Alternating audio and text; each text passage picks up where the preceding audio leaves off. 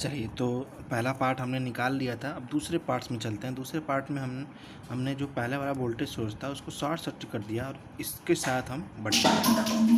ठीक है, तो अब देखिए सबसे पहले क्या काम करना है आपको कि टोटल करंट निकालना पड़ेगा। इस सोर्स द्वारा कितना करंट सर्किट में फ्लो हो रही है वो निकालना पड़ेगा। तो मान लीजिए इसमें भी करंट आई फ्लो हो रही है, इसी की वैल्यू हमें निकालनी है। ठीक है, और ये करंट क्या हो जाएगी, पी क्यू में जाएगी। तो हमें पी क्यू ब्रांच से ही मतलब है। तो यहाँ भी नेटवर्क रिडक्शन टेक्निक आप लगा सकते हैं। ठीक है, आगे हम बताएंगे इसको आप केवीएल केसीएल से भी हल कर सकते हैं। ठीक है, कोई दिक्कत नहीं है। लेकिन अगर वोल्टेज सोर्स के साथ करंट सोर्स लग गया तो वहाँ पे आप वोल्टेज सोर्स के साथ तो केवीएल केसीएल अप्लाई कर सकते नहीं, करंट सोर्स के साथ आप केवीएल केसीएल अप्लाई नहीं होता है। ठीक है, क्योंकि वोल्टेज ड्रॉप करंट सोर्स के मध्य अननोन होता है, ज्ञात नहीं कर सकते। ठीक, तो आप चलिए अब इसमें निकालते हैं हम। ठीक, हाँ मैं बता रहा था कि अगर दोनों वोल्टेज सोर्स है तब एक सोर्स को आप शॉर्ट सर्किट कर दीजिए और एक से आप करंट आप केवीएल केसीएल लगा सकते हैं। फिर एक को शॉर्ट कर दीजिए, दूसरे में केवीएल केसीएल से आप भी इस सर्किट को केवीएल केसीएल से भी आप हल कर सकते हैं। ठीक है, लेकिन मेथड वही रहेगा, एक वोल्टेज को आप ओपन सर्किट करेंगे, शॉर्ट सर्किट करेंगे एक को, तो एक सर्किट में एक्ट करेगा। ठीक है, इसी प्रकार ये अगर शॉर्ट सर्किट हुआ तो ये एक्ट करेगा। ठीक, उस समय केवीएल केसीएल आप लगा सकते हैं। लेकिन अगर एक वोल्टेज सोर्स और एक करंट सोर्स दिया जाए तो करंट सोर्स के साथ आप केवीएल केसीएल नहीं लगा सकते। ठीक है, क्योंकि करंट सोर्स है तो उसके साथ आप वोल्टेज ड्रॉप अननोन होता है। ठीक है, तो वो भी हम बताएंगे, इसीलिए इस टेक्निक को हम बता रहे हैं। ठीक है, नेटवर्क रिडक्शन टेक्निक। तो इसमें इजी रहता है, अगर वोल्टेज सोर्स के साथ करंट सोर्स दिया रहा है तो आप इजीली निकाल सकते हैं। ठीक है, अगर दोनों वोल्टेज सोर्स है, ठीक है, तब आप केवीएल केसीएल से इजीली निकाल सकते हैं। ठीक है, तो देखिए यहाँ पे स्टेप सेकेंड में अब हमने क्या किया है, इसको हमने शॉर्ट सर्किट कर दिया पहले वाले सोर्स को। अब इससे हम करंट निकालें। सबसे पहले मान लीजिए टोटल करंट IT है, तो हमें सबसे पहले टोटल करंट को ही निकालना पड़ेगा। ठीक है, तो अब देखिए ये जो आपका 2 और 1 ओम का जो रजिस्टर है वो सीरीज में लगा हुआ है। ठीक है, तो इसका इक्विवेलेंट रेजिस्टेंस क्या हो जाएगा, अगर ये दोनों सीरीज में है तो 2 धन 1 यानी कि 3 हो जाएगा। ठीक है, यानी कि सर्किट को कुछ इस प्रकार आप ड्रा कर सकते हैं। ठीक है,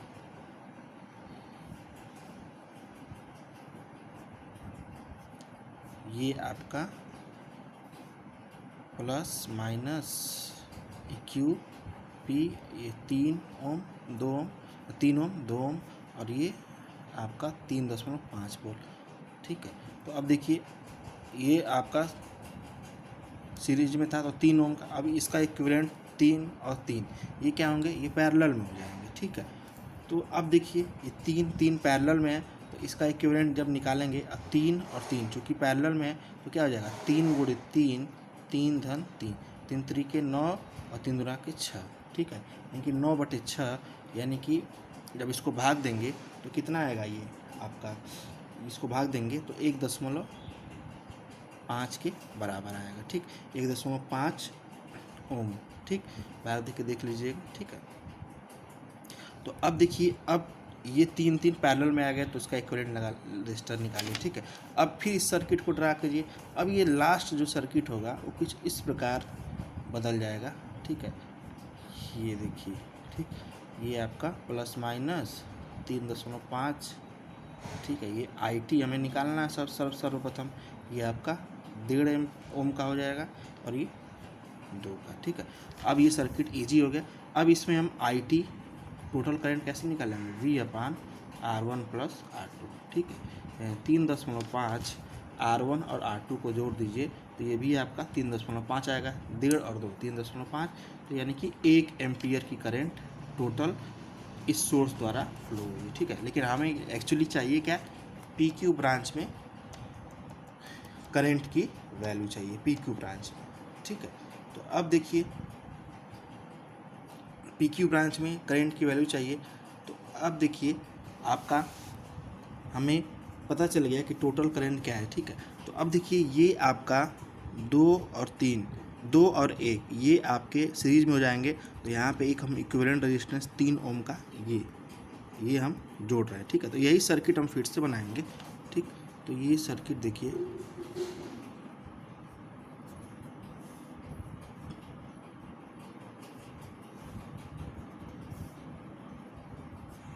तो हम इतना ही सर्किट बना रहे हैं क्योंकि हमें बस PQ ब्रांच से ही मतलब है और इस रेजिस्टेंस से, तभी तो हम करंट निकाल पाएंगे। करंट डिवाइडर रूल से हमने बताया था, इससे तो कोई मतलब रहे नहीं क्योंकि करंट की डायरेक्शन ऐसे है, ठीक है। तो हम ये ऐसे सर्किट बना रहे हैं, ये 3.5 है, ठीक है। मान लीजिए कि यहाँ से करंट क्या है, IPQ है भाई, इधर से ऐसे फ्लो करेगी, ठीक है। और ये 3 ओम का है, ये भी 3 ओम का है, ठीक है। इसका इक्विवेलेंट रेजिस्टेंस हमने निकाला है, तब ये 3 ओम का है, ठीक। तो अब देखिए, अब हम IPQ निकाल सकते हैं, ठीक है। IPQ क्या हो जाएगा, ये इसकी total current IT into current divider rule से हमने बताया था कि PQ ब्रांच, इस ब्रांच में करंट निकालना हो तो इसका रेजिस्टेंस ऊपर रहेगा और 3 + 3, ठीक है। तो IT बराबर क्या है, 1 एम्पीयर आया है, IT बराबर 1 एम्पीयर आया है ना, 3 और 3 3 6, तो यानी कि 1/2। IPQ की वैल्यू क्या आ जाएगी, 10.5 एम्पीयर। अब ज़रा ध्यान दीजिए, ये IPQ क्या है, ये IPQ जो है ये ऐसे है, इसकी डायरेक्शन ऐसे है, ठीक। तो इसको QP मान लीजिए, ठीक है, सही रहेगा। वो इसकी डायरेक्शन Q से P की तरफ है, ठीक है, और उसकी क्या की थी, P से Q की तरफ। तो ये आपका डायरेक्शन ऐसे है, ठीक। ये QP मान लीजिए, बेटर रहेगा, ठीक है। तो ये आपका हम IQP निकाले। अब ज़रा ध्यान दीजिए कि इस वाले सर्किट में, ठीक है, ये आपका I से P, IPQ पहले वाले में कितना आया था, 10.4 एम्पीयर, ठीक। और दूसरे वाले में IQ से P की तरफ आया है 10.5 एम्पीयर, ठीक है। अब ज़रा ध्यान दीजिए कि दोनों करंट क्या हैं, एक दूसरे के अपोजिट है, ठीक है।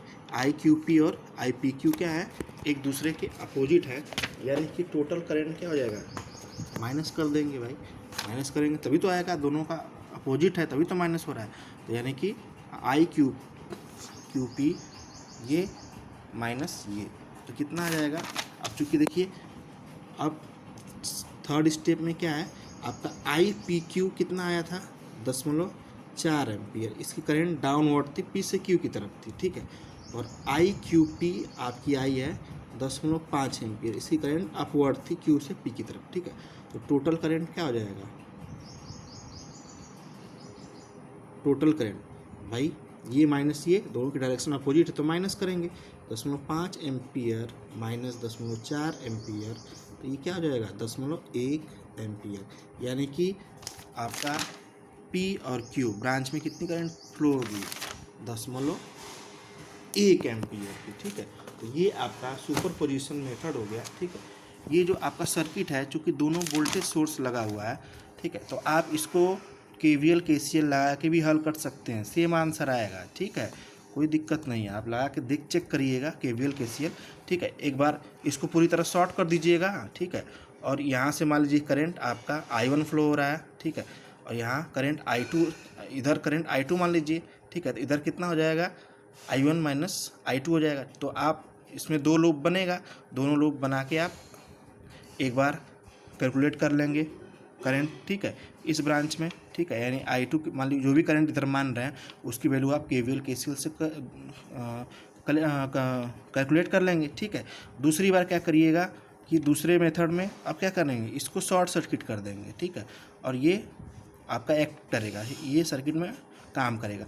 इससे भी करंट मान लीजिए कि आपका I3 फ्लो हो रहा है और इधर I4 फ्लो हो रहा है, तो इधर करंट क्या हो जाएगा, I3 - I4। तो ये आप 2 लूप बन गया इसमें भी, तो आप KVL KCL लगा सकते हैं, ठीक है। लेकिन अगर मान लीजिए यहाँ पे वोल्टेज सोर्स है और दूसरा यहाँ पे करंट सोर्स दे दिया, तब वहाँ पे दिक्कत होगी। एक वोल्टेज सोर्स में तो आप KVL KCL लगा सकते हैं, लेकिन करंट सोर्स में आप KVL KCL नहीं अप्लाई कर सकते, ठीक है। तो इसीलिए हमने नेटवर्क रिडक्शन टेक्निक बता दिया, इससे काफ़ी आसान होता है। अगर एक वोल्टेज सोर्स से करंट सोर्स दिया रहे तो आप इस टेक्निक का इस्तेमाल करके आप आराम से लगा सकते हैं, ठीक है।